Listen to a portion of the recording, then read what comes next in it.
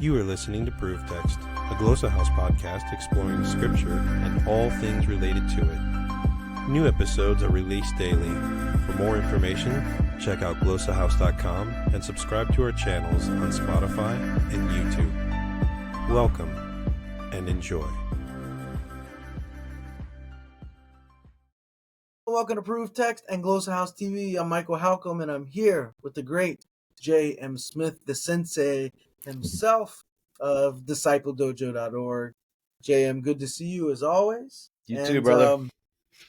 For those of you watching or listening, thanks so much. This is an episode of 10 questions where we just pull up a Bible verse that maybe you've heard isolated and used on its own, and we ask questions of it that move us beyond sort of that surface level interaction with it that we often get. So we're kind of just trying to demonstrate how we react when we see verses out in the wild on their own, and the kind of analysis that we're doing, the questions that we're asking. So we ask questions, we each get 5, and then really don't give a lot of answers on this, just exploring the passage.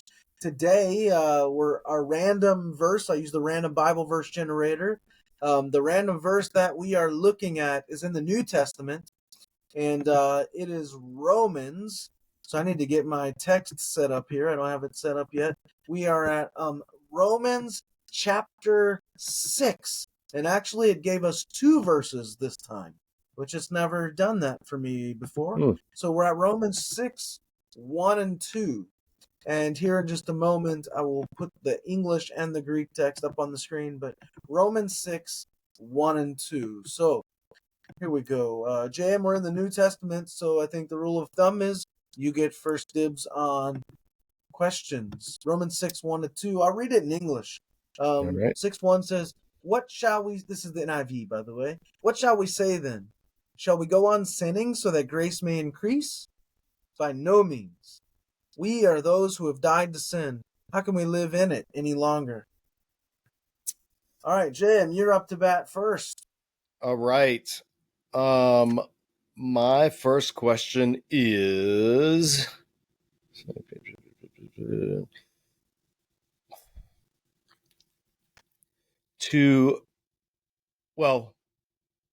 first question, knowing this is Romans, what has Paul said before that's making him, how do I say it? What then shall we say? Is this Paul talking, like, is Paul countering an argument that somebody is bringing up, which he does a lot of times? Is this a case of that? Paul bringing up a point that he's going to refute that his opponents or that the audience or whoever were making. So how rhetorical is he being in this section of Romans? That's my first question. All right. My second question has to do with the beginning of verse 2. Me yenuto. And this is rendered here in the NIV as by no means. I've heard people say in English that this is the equivalent of like hell no. Yeah, I've heard that too. And there's this view of that I'm wondering, is that a legitimate translation? Well, I mean, the no part is the no part is definitely in there. The may. The no part, that's right. Yep. That's a good one, yeah. Because I've heard that preached. I think preachers will like that because it gives them an excuse to say a mild profanity in the pulpit.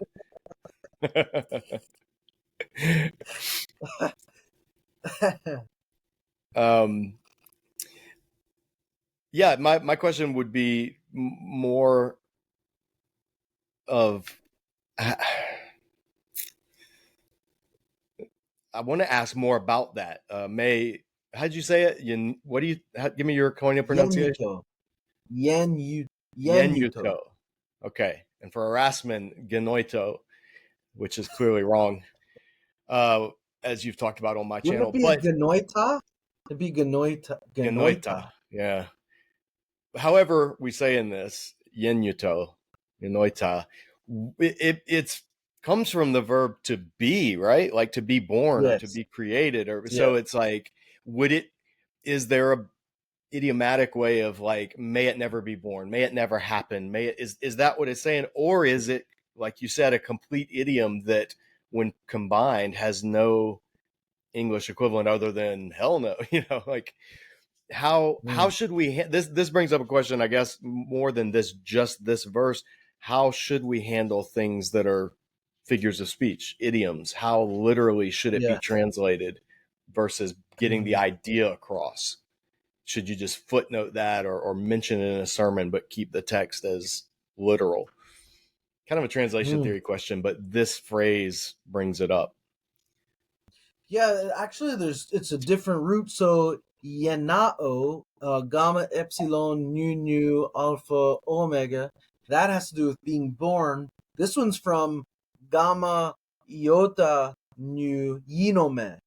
So, which is just to happen, right? So, yeah, may it never happen. But those are two different words, even though they sound alike.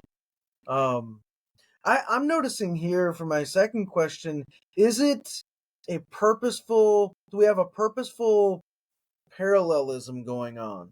So if you look at 6:1, you see epimenon te amartia, and then so you have that omen verb followed by te amartia, and then in 6:2 you have a omen verb, although it's an omicromen, so apethanomen te amartia. Um, and then you'll notice, right, 6:1, you have three words before the omen te amartia. In 6:2, you have three words before the omen te amartia. And then you have four words on the other side of it in 6:1, and then five in 6:2. Ina e charis pleonase, pos etizesomen in avte. So 7 to 8 syllables. Yeah, so it just seems like a pretty nice parallelism rhetorically. I'm wondering, and they both, interrogatives, um, end with interrogatives. So yeah, I'm curious. Do we have a parallelism here, rhetorically speaking, and what purpose does it serve, if so? Okay. My second question then is,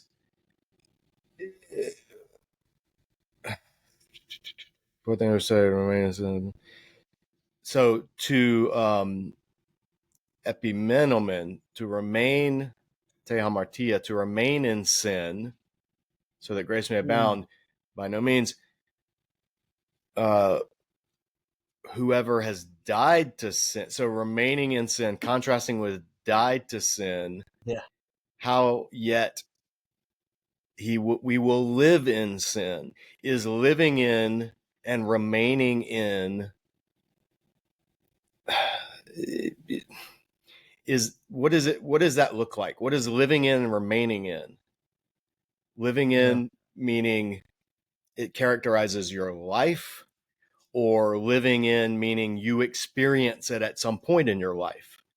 Because Mm, many theologically, this divides Christians from like holiness traditions versus Lutheran or Reformed traditions that say, no, we do live with and in sin until the day we die. We're sinners at the same time justified, as Luther said. And yeah. holiness and Wesley and others are like, no, we died to sin. How can we live in? So how literal then is this dying to sin and living in sin? How literal is that to be understood in the Christian life? Yeah. That's a, that's a great question. My question is related. Um, how can you live in sin, right? My understanding of sin is that it makes us less human and its end is death, so it's killing us. So it seems it seems impossible to actually live in sin.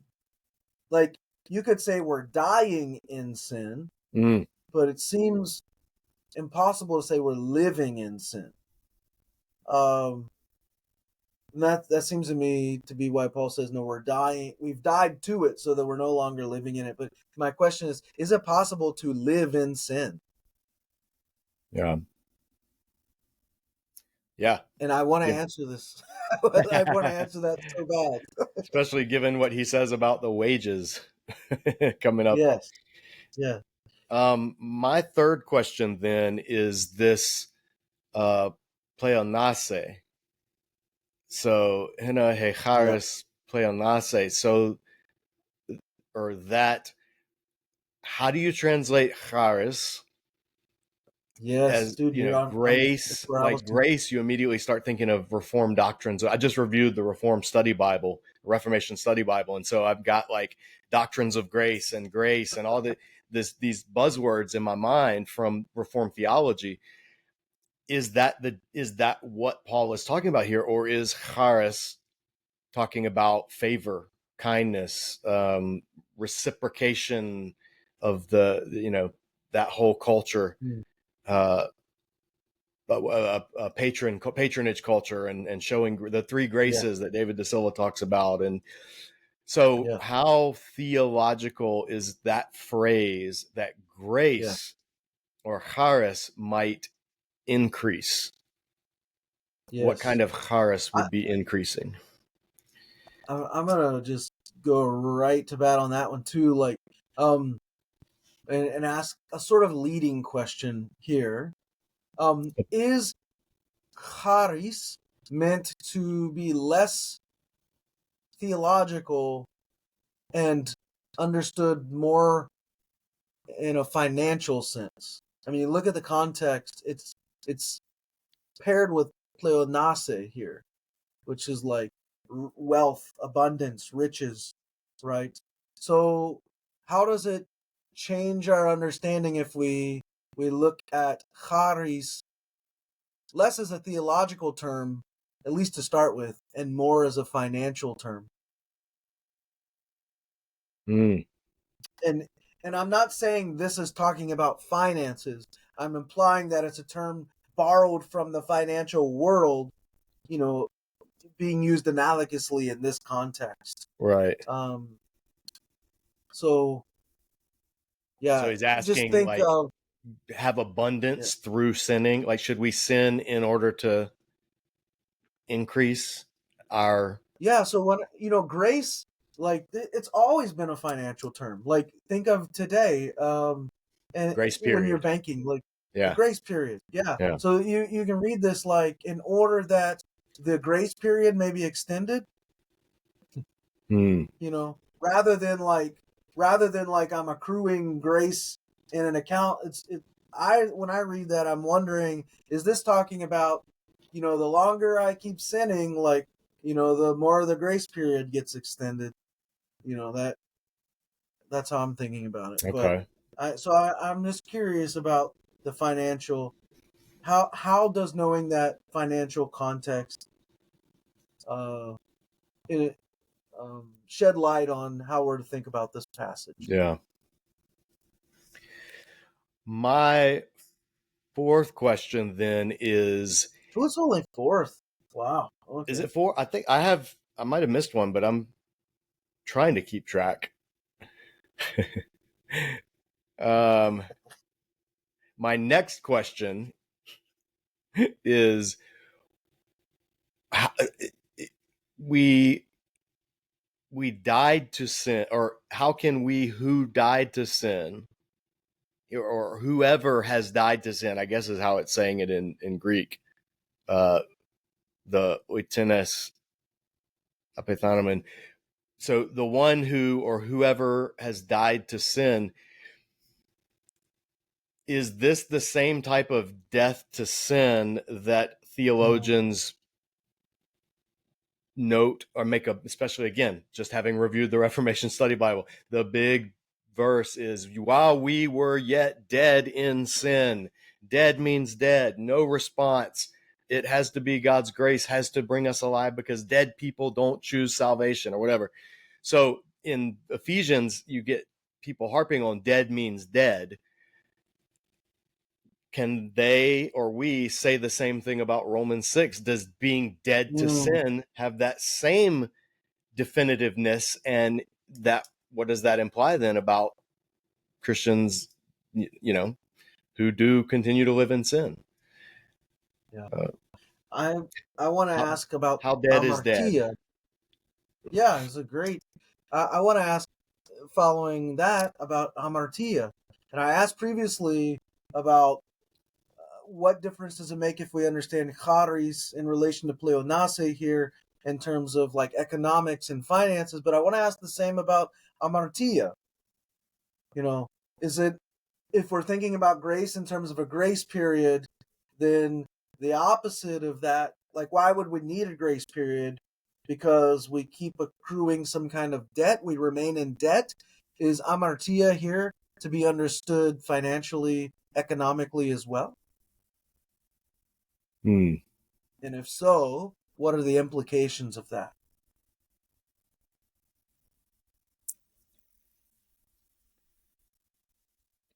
Not a lot of times that I've thought about the commercial language of Romans 6. So those are good questions. Yeah, Or the it makes a commerce difference. terminology. Yeah. Yeah. Well, especially in a whole chapter about slavery and freedom, and slaves were Yes, commodities. exactly. Yeah. Yep. Good stuff, man. We each have one left, or are we done? Yeah, that was my fifth. I Okay. think that was my fifth. I guess that's my fifth too. I don't know. Viewers can catch it if they're paying attention and counting. So yeah, I mean, I think knowing some of these cultural nuances, as always, makes a big difference in how we, understand, and then how we interpret, and how this intersects with our lives, and how we theologize from it. Yeah, really important stuff. Well, friends, thanks for watching or listening.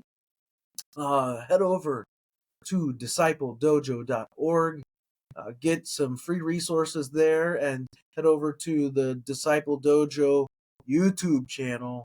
All kinds of good stuff there. Interviews with top-notch scholars that maybe you've heard of, interviews with some people maybe you haven't heard of, and all kinds of study Bible reviews, all kinds of great stuff, y'all. Check that out. And head over to glossahouse.com. Some really good resources. And even though I'm a co-owner and I am biased, I'm still suggesting it. Lots of good resources there. And yeah, check out the Proof Tech podcast, audio form on Spotify and the Glossa House YouTube channel. We are going to stop there and say we hope that helps.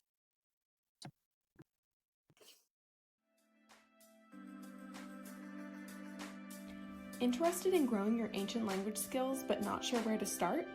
Glossa House can help. From illustrated readers and short stories to lexicons and grammars, Glossa House offers a variety of resources for beginning, intermediate, and experienced ancient language learners. Head to glossahouse.com today. Glossa House, language resources for the global community.